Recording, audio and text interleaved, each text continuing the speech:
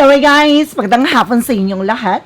I am Chin Rodriguez, pamasagot siya ng Affiliate Ozo at Reader. So ngayong hapon na to, tignan natin na ano kayo sabihin ng ating mga gabay. So this is an urgent pasilip. Non-urgent pasilip para kay Alan Cayetano. No, alamin natin at kasi natin maaring masagot natin sa energy niya. No, and of course, bigyan natin siya ng something guidance, no? Nang sa ganun malaman yung mga bagay na posibleng mangyari sa hinaharap.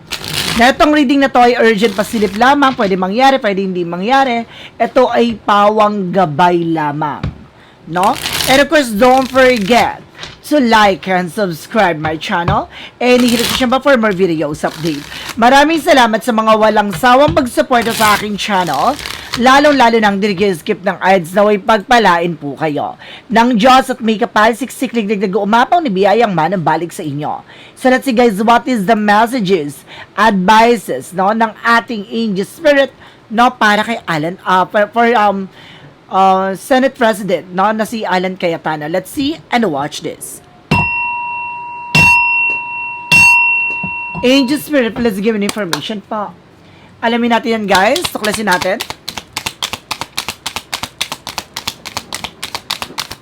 Okay, there's a Ten of Cups. Now, there's something in happiness na may kaligayahan dito. Or there's something of family, no, na maaaring nakikita natin sa barahan na to, na maaaring merong kaugnayan about sa pamilya o merong bagay na maaaring nagbibigay kaligayahan sa kanya with the Ten of Cups. And there's an ultimate happiness, no? And there's a Ten of Wands, something burden. Oh, overloaded.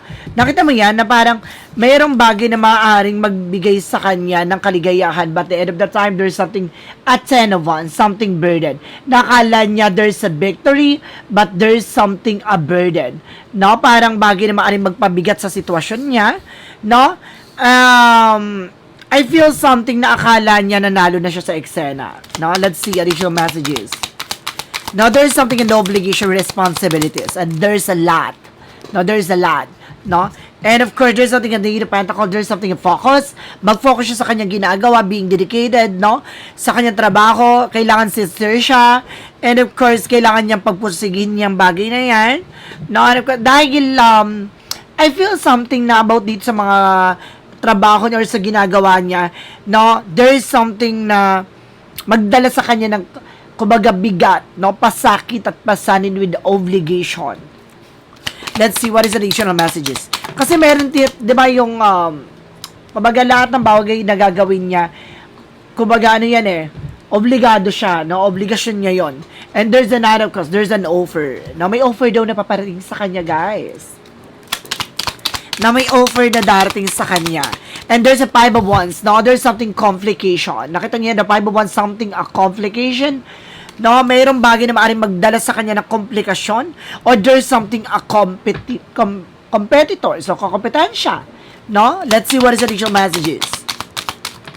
And there's a Nine of Pentacles. There's a potential for abundance. May potential siya na para maging malago, maging masagana, maging maayos ang posisyon at sitwasyon niya. So, bagay na, I feel, na-sense ko dyan na merong bagay siyang gagawin na hindi akma at tugma doon sa plano, no? Plano nila, no? Let's see what is the Ten of Cups. The Ten of Cups represents with the Empress card for a revert. No? Bagay na parang meron ditong ma-renew, no, with their families, no? Na it's either a legacy or something, an history, no, na tungkol sa nakaraan, na tungkol sa pamilya niya, na mayroong bagay na maaring ma-renew, mapag-usapan, no, maaring manariwa, no. What is the Ten of Wands? Represent guys with a Page of Swords. There's something spying, looking, watching. So, meron ditong maaring kumukuha ng information, nagsusubaybay, o meron bagay dito na kailangan niya malaman na maaring magpabigat sa sitwasyon niya with the Ten of Wands. Now, maraming bagay siyang matutuklasan, marami siyang bagay na maaring malaman, na maaring maiipit siya sa eksena. What is a Knave of Pentacles?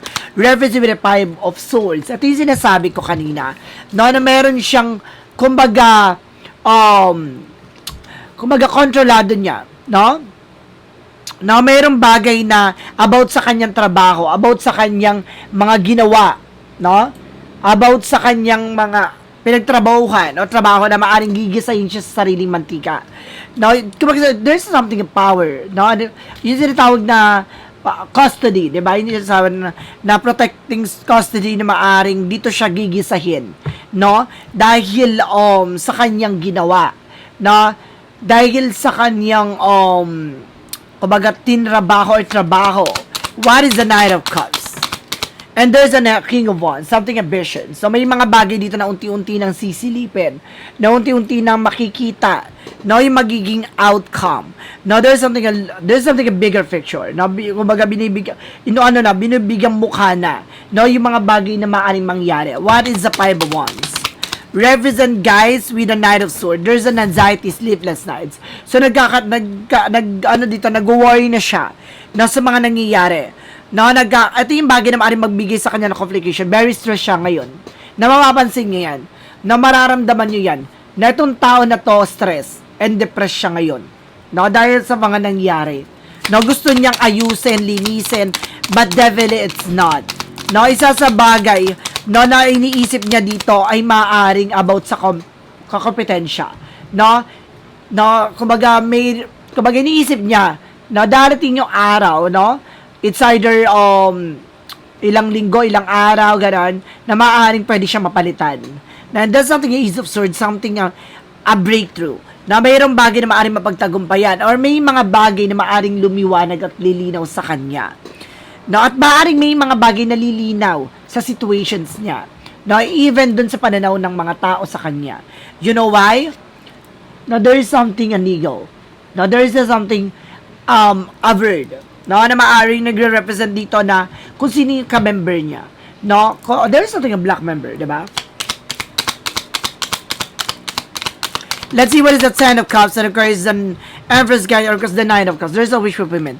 No, meron silang bagay na kumbaga gustong may sakatuparan. No, gustong matupad. Gustong mangyari.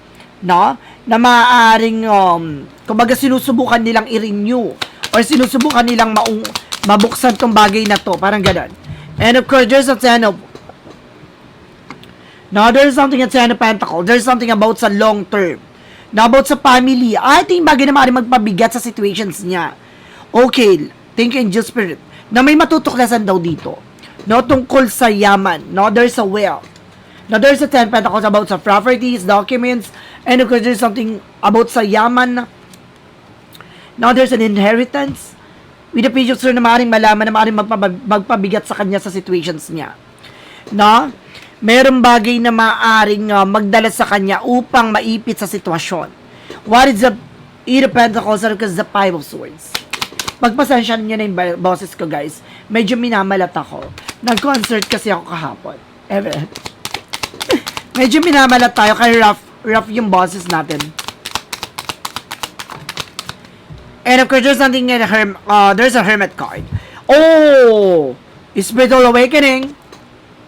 Parang may pagyanig. No, may parang may pag-ano dito, no? Na parang may pag-uga, no? Na maaring gigisahin dito sa sariling mantika. What is the Knight of Cups? Because the King of Wands. Reference with the Four of Swords. So there's something in intuition. Na meron daw dito mag-offer. No, may offer dito na maaring kumbaga malakas ang intuitions eh. No, it's either siya or no nasa paligid niya. Na may lalaki daw dito na maaring magaling, no? Mag-isip. Na may lalaki dito na parang alam yung ihahain sa kanya. Alam yung i-offer sa kanya. There's a wise. Na mayroon lalaki dito na very wise. No? There's an offer. Mapapalitan siya sa position, guys. With the Nine of Cups. May offer dito with the King of Wands na there's something in position. Okay. Na parang nakikita na maaring there's a possible na mapalitan. There's a possibility na mapalitan siya. And there's a Six of Cups. There's a past situation coming back. Na meron daw dito tungkol sa nakaraan na maaring magbigay sa kanya ng komplikasyon. No? It's a friend or there's something related sa kanya or connected sa kanya. And there's an Ace of Cups. Oh, there's something a passion or something, a greediness or something love. It's compassion. No, dahil sa gusto niyang dahil sa kagustuhan niya doon sa position na yun or sa bagay na yon. No, may mga bagay dito na maaring lumiwanag. No, kung bakit nangyari yon or kung bakit, kumbaga mangyayari yon. So, let's see. I-clarify pa natin. What is an outcome? What is an outcome? No, there's something, guys, with the Page of Pentacles. No, there's a plan. So, may plano talaga, no, with their family. No, meron silang bagay na maaaring, kumbaga, ma-renew. Meron din about sa renewal, guys. No, about sa pamilya nila. And there's something at temperance. No, there's something divine intervention. May paalala sa kanya ng ating divine na kailangan niya mag-pay attention.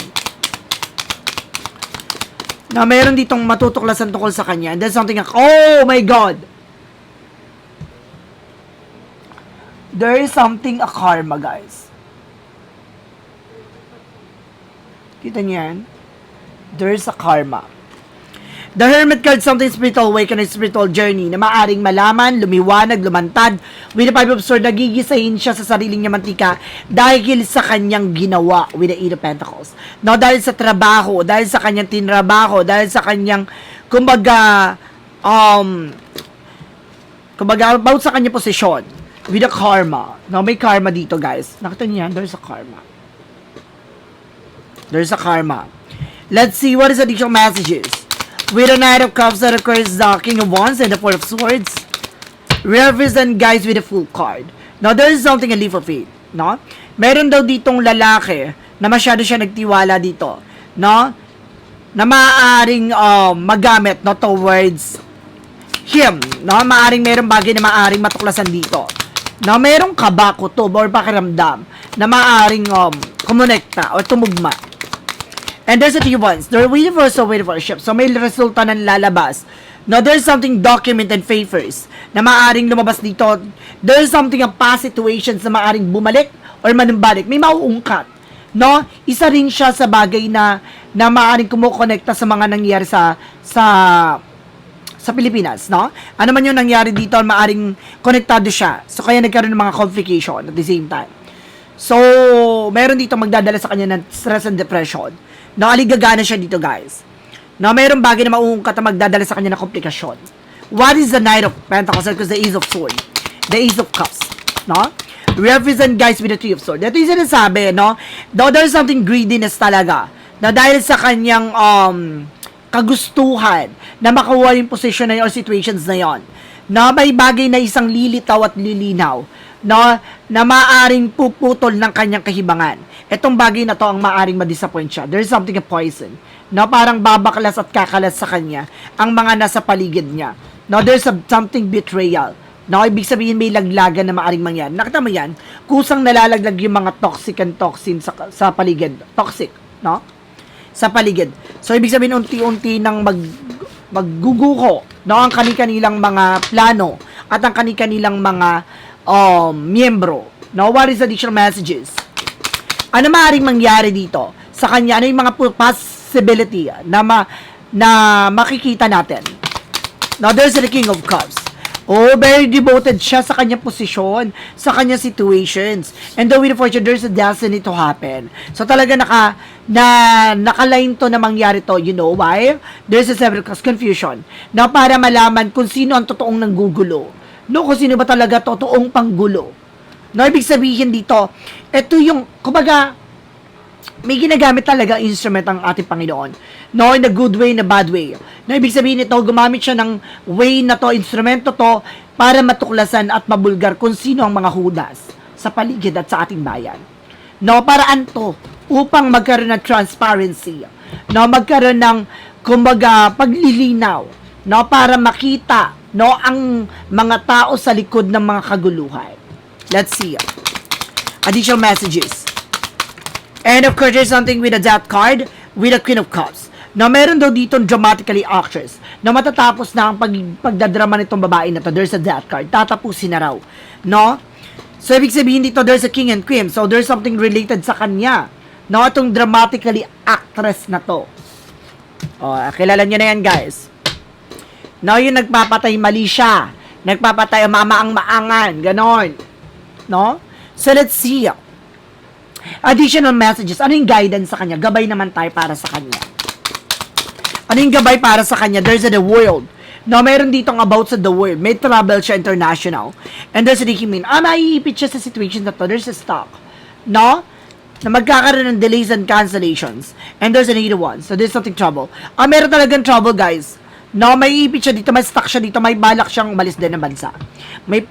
There's a possibility na makalis siya ng bansa. Or umalis siya ng bansa. Dahil once na maipit na siya sa situations. Let's see. Additional messages tayo. Ano pa yung maaaring masagap natin sa energy niya? No? It regard for his position. There is something as Six of Swords, there's a transition. Na may pabago-bago na sitwasyon. That there's a back and forth.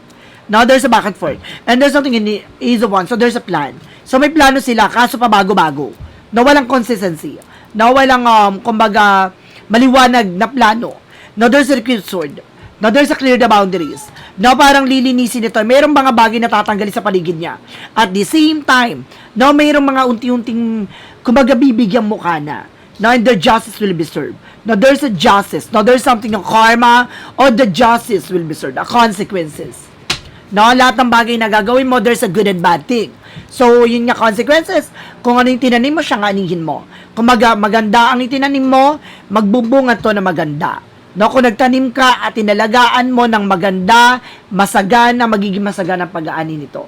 Pero ang ginawa mo kung nagtanim ka ng negatibo, nagtanim ka ng negatibo sa tao, no, para makuha mo yung bagay na yon, para marating mo yung bagay na yon, nanira ka, gumamit ka ng bagay na yon, ng sitwasyon na yon, ng masama, na magiging negative yung outcome. It's all about karma.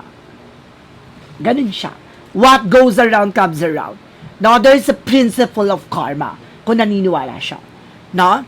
Ibig sabihin nito, wag na wag niyang gagamitin no, ang pangalan ng Panginoon no, upang kumbaga magbalat kayo sa sitwasyon. No, upang maglinis-linisan at para maging maganda ang tingin sa kanya ng tao. It's, no, wag niyang subukan.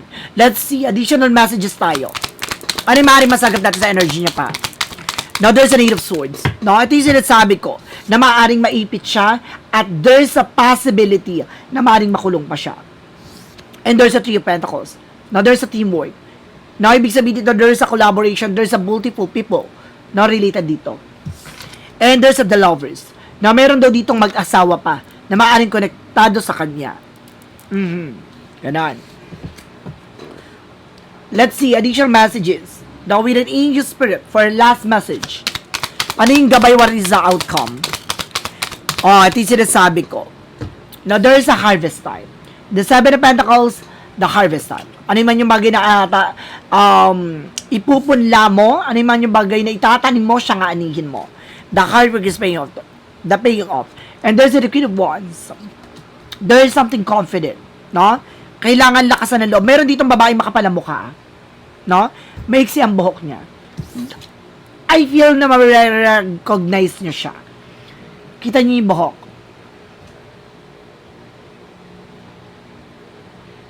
Kita?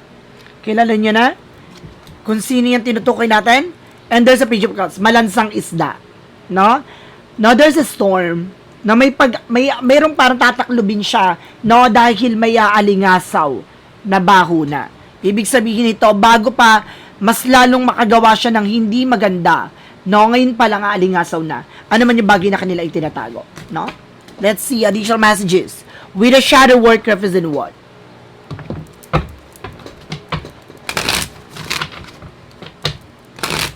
For the shadow work represent what?